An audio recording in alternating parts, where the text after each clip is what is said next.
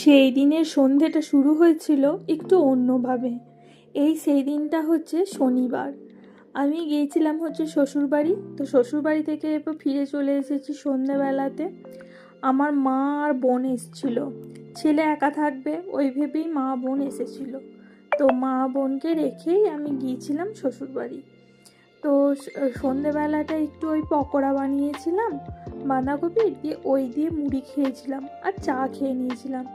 তারপর বোনের ডিমান্ড ছিল যে চিলি চিকেন খাবে। তো ওকে আমি বললাম, দেখ আমি আর চিলি চিকেন এবারে বানাতে পারছি না, তোকে আমি পরের বার বানিয়ে দিই। এবারে বরঞ্চ তুই আমার হাতে পিস পোলাও খা আর তার সাথে চিকেন কষা করে দিই। চিকেন কষা করতে বেশিক্ষণ আমার টাইম লাগবে না, ওই ভেবেই আমি বললাম। বললো ঠিক আছে। আর মা তাই জোগাড়জান্তি সমস্ত কিছু করে দিচ্ছিল। মা জোগাড়জান্তি করছিল আর আমি এদিকে রান্নাটাও একটু টুকটুক করে নিচ্ছিলাম। কারণ আমি ভাবলাম যে রান্নাটা করে নিলে একটু আমি বসতে পাবো, না হলে তো সেই সারাটা দিন আর বসা হবে না। ওই ভেবেই আমার সব রেডি হয়ে গেছে খাবার। তারপর আমরা খেয়েও নিয়েছিলাম। চলো টাটা আজকের মতো, আবার নেক্সট ভিডিওতে দেখা হচ্ছে।